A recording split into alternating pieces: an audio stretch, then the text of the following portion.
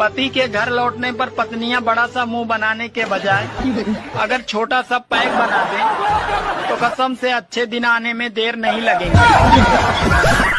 दोस्तों, दुनिया में सब कुछ महंगा हो गया है, लेकिन माचिस आज भी 1 ही रुपया में मिलता है। जानते हैं क्यों? क्योंकि आग लगाने वालों की कीमत कभी नहीं बढ़ता। खिड़की के पर्दे लगवा दो, नया पड़ोसी मुझे बार बार देखने की कोशिश करता है। अरे पागल, एक बार उसे ठीक से देख लेने तो दो। वो साला खुद ही पर्दे लगवा लेगा। दोस्तों, दारू एक ऐसा चीज है कि पीने वालों को टेंशन खत्म करके न पीने वालों को टेंशन बढ़ा देता है। औरतों के कान में पहले ही से एक छेद होता है, ऊपर से ये 4-5 छेद और करवा लेती है, मगर सुनती किसी के बाप की भी नहीं। एक दिन पति पत्नी दोनों कहीं जा रहे थे तो रास्ते में उन्हें गधा मिला। तो पत्नी ने बोला, देखो तुम्हारे रिश्तेदार जा रहे हैं, चलो इन्हें नमस्ते बोलो। तो पति भी बहुत कमीना था, उसने भी बोल दिया, ससुर जी नमस्ते। कहते हैं माँ की दुआ कभी खाली नहीं जाती, ये बात भगवान से भी टाली नहीं जाती।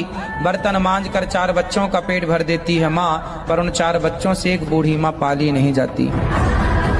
एक आदमी ने एक महिला से बोला कि तुम ससुराल का समस्या अपने पति को क्यों नहीं बताती हो? तो महिला बोली कि मलेरिया का शिकायत मच्छर से क्या करना। एक बच्चा अपनी माँ से बुरी तरह से पीटने के बाद अपने पापा से पूछा, आप कभी पाकिस्तान गए हो? तभी पापा बोले, नहीं बेटा। फिर बेटा बोला, कभी अफगानिस्तान गए हो? फिर पापा बोले, नहीं बेटा, मैं क्यों जाऊंगा? फिर लास्ट में बेटा बोला, तो फिर ये आतंकवादी आइटम कहाँ से लाए? लड़कियों को बहुत कम उम्र में शादी नहीं करना चाहिए। जानते हैं क्यों? क्योंकि वो अपने बच्चे के कुरकुरे खुद खा जाती है। आप गीता पर हाथ रखकर कसम खाइए, जो भी कहेंगे सच कहेंगे, सच के सिवा कुछ नहीं कहेंगे। जज साहब, क्या अदालत को यकीन है कि गीता और कुरान या बाइबल जैसे पवित्र ग्रंथों पर हाथ रखकर जो गवाहियां दी जाती हैं वो सच होती है?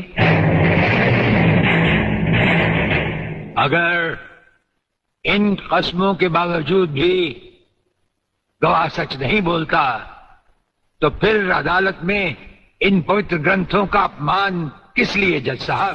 कहाँ जा रहे हो? कबूतर लेने। किस लिए? अरे रिचार्ज महंगा हो गया इसलिए। ये कबूतर और रिचार्ज से क्या मतलब? अरे हम लोग अब चिट्ठी से बात करेंगे। शादी हमेशा अपने से बड़ी लड़की से ही करनी चाहिए, ताकि वो डांटे भी तो दिल को ये तसल्ली मिले, कोई बात नहीं है, हमसे बड़ी है। अरे भले ही मौत चारों तरफ हो, लेकिन ससुरी आएगी तो एक ही तरफ से ना। और जब मौत एक ही बार आएगी तो आने दो। मौत से तो वो लोग डरते हैं जिनके पास रोने वालन की फौज होती है। एक ससुर ने अपने दामाद को दहेज में हेलमेट दिया तो दामाद बोला, अरे ससुर जी मेरे पास तो बाइक नहीं है, तो फिर आप मुझे हेलमेट क्यों दे रहे हैं? तो ससुर जी बोले, अरे पागल, तुम्हारी सास ने अपनी बेटी को स्टील का बेलन दिया है। जिस तरह मोदी जी अपने फैसले से हम सबको चौंका देते हैं, कहीं एक दिन ऐसा न हो कि हम सुबह उठें और पता चले कि भाई और बहनों अब पाकिस्तान नहीं रहा। सुनो, हाँ? गर्मी बहुत लग रही है, चलो छत पे हवा खा के आते हैं।